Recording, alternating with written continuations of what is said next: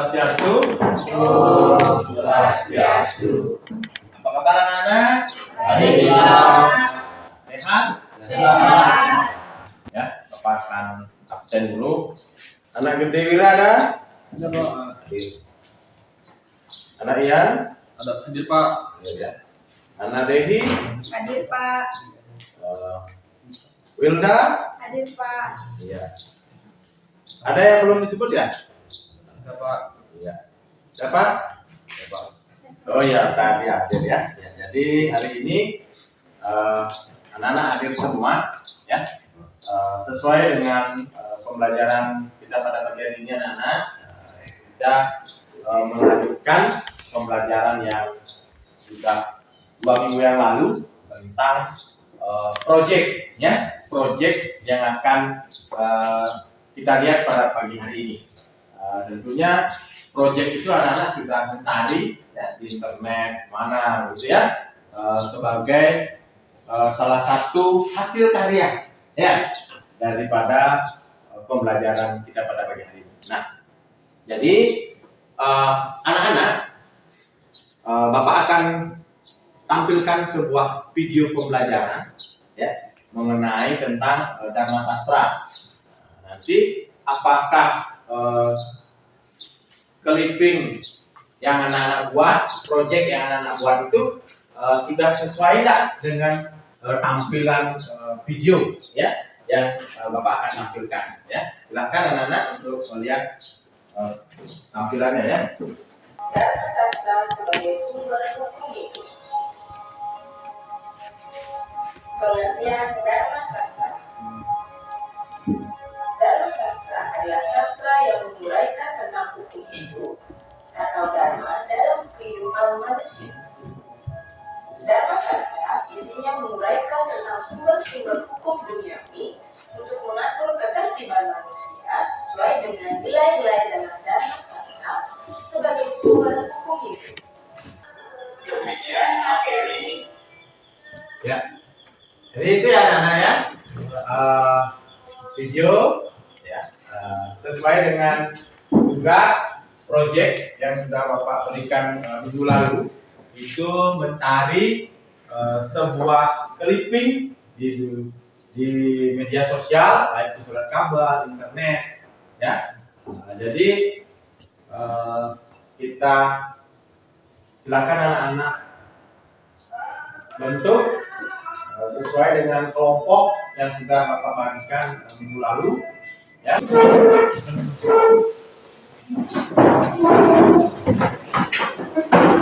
Ya. Jadi anak-anak silakan dikerjakan ya dari project-project yang sudah didapat di media sosial ya.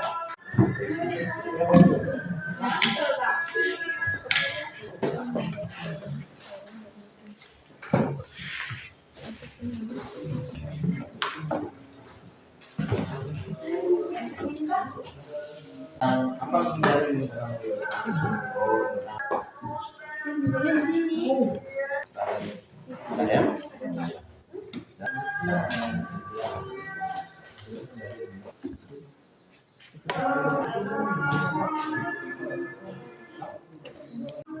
ya, jadi anak-anak kalau sudah selesai ya, nanti itu clippingnya anak buat ditempel di papan tulis ya. Baru kemudian anak menjelaskan dari gambar atau clipping yang sudah anak buat sebagai proyeknya ya. Silakan. Ya, sudah. Sekarang ditempel ini clippingnya dari sini ya anak-anak, dari sini info 1, 2, 3 ya. Jadi kasih sini ya. Jadi silakan kepada kelompok 1. Om Swastiastu. Oh, Adanya saya di sini ingin mempresentasikan hasil proyek dari kelompok kami, yaitu upacara yagna atau pelaksanaan yagna di zaman dua para yuga. Adapun yang tersangkut yaitu 1. Mesane atau potong gigi.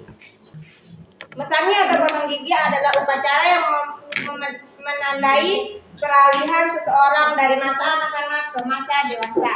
Yang kedua, upacara 3 bulan. Upacara 3 bulan adalah upacara yang dilakukan pada bayi ketika ia berusia 3 bulan, seperti tanda penerimaan ke dalam dunia sosial. Setelah dari saya ucapkan selamat santi. Ya. Terima kasih kepada kelompok 1 yang sudah menampilkan proyeknya. Di sini ada gambar yang namanya adalah orang yang sedang melaksanakan upacara potong gigi, kemudian menampilkan proyeknya tentang pelaksanaan upacara pengupahan, ya. Kemudian yang ketiga tentang upacara 3 bulanan. Nah, jadi ya, di dalam Dharma Sastra itu ketiga yang ditampilkan oleh kelompok 1 ini itu terjadi ya pada zaman dua parayuga, sehingga nilai Dharma Sastra itu bisa kita gunakan sampai saat ini ya. Jadi ini bentuk yadnya yang ditampilkan atau yang dijadikan proyek oleh kelompok 1 ya. Jadi sudah bagus sekali kelompok 1 menampilkan proyeknya sangat bagus, kemudian dari kata-katanya juga sangat menarik ya, sehingga untuk melakukan sebuah upacara ini tentunya berdasarkan pada sumber ajarannya, yaitu sastra itu sendiri ya. Silakan kelompok 1 untuk ya, silakan kelompok 2 untuk tampil ke depan. Anjali, Om Swastiastu. Om Swastiastu. Baik, di sini saya akan membacakan hasil presentasi saya bersama kelompok, yaitu hubungan pembagian sembako dengan kehidupan di zaman Kaliyuga. Sudah diterangkan pada gambar pembagian sembako kepada masyarakat yang kurang mampu. Jadi pembagian sembako merupakan contoh yang relevan dalam kehidupan sosial di zaman Kaliyuga, di mana praktik amal dan kepedulian sosial menjadi sangat penting. Dalam Kaliyuga yang sering disebut sebagai zaman kerusakan moral dan spiritual, ketimpangan ekonomi, kemiskinan, serta krisis sosial kerap terjadi. Sebagai respons, pembagian sembako dapat dilihat sebagai manifestasi dari Dharma, tindakan yang baik membantu menjaga keseimbangan sosial dan moral di tengah kekacauan zaman. Sekian dari saya, itu saja tadi hasil kelompok yang dapat saya kerjakan bersama kelompok. Ya, tepuk tangan untuk kelompok 2 ya. Jadi kelompok 2 sudah menampilkan proyeknya tentang sedekah. Ya, sedekah itu artinya di zaman Kaliyuga itu memang kita dituntut untuk selalu memberikan dana punya kepada orang yang membutuhkan. Nah, dalam proyeknya kelompok 2 ini sudah sangat tepat sekali ya. Dia memberikan contoh ya. Ini anak-anak bisa dilihat, diperhatikan ya. Yang pertama, gambar pertama ini sedang memberikan sebuah sembako kepada seorang nenek-nenek yang sudah berusia. Ya, kemudian di sini juga memberikan sebuah sembako juga sedekah ya. Nah, kemudian ini juga sama. Jadi aplikasi dalam zaman Kaliyuga itu sebagai manifestasi, sebagai tindakan baik, sedekah itu adalah salah satu kehidupan sosial yang harus selalu kita jaga di zaman kali ini ya. Saya kira itu. Terima kasih banyak untuk kelompok 2. Silahkan kembali. Terima kasih, Pak. Om Swastiastu. Om Swastiastu. Sebenarnya di depan sini ingin menjelaskan hasil proyek yang dilakukan oleh kelompok saya. Kehidupan sosial zaman Kertayuga. Pada zaman Kertayuga yang juga dikenal sebagai zaman Satya Yuga, zaman kebenaran, konsep bekerja, belajar, dan memuja sudah menjadi bagian integral dari kehidupan sosial dan spiritual manusia. Kehidupan pada zaman ini dianggap sangat suci dan harmonis, di mana semua aspek kehidupan dipandu oleh Dharma, kebenaran, keadilan dan kewajiban moral.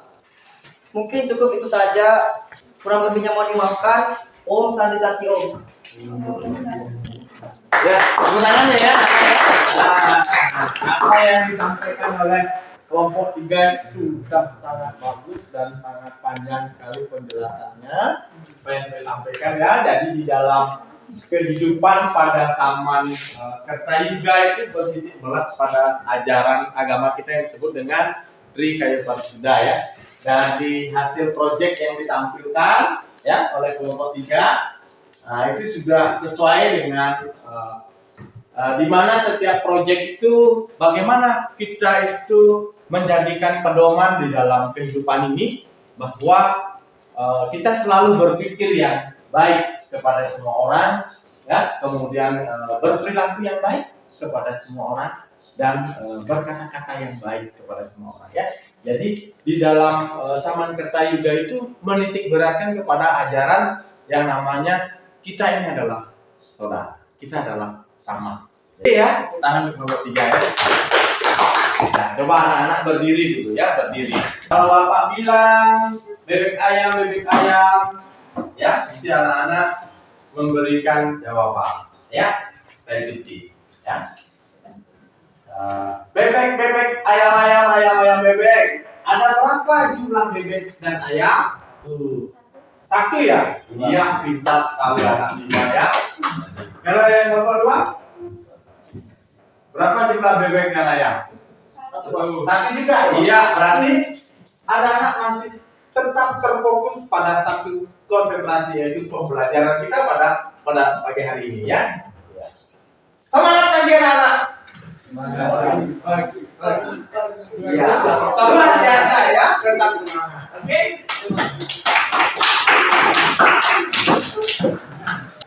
Sebelum kita akhiri pembelajaran pada pagi hari ini, ya, siapa yang bisa memberikan kesimpulan ya, dari semua proyek yang sudah ditampilkan dengan baik ya, silakan.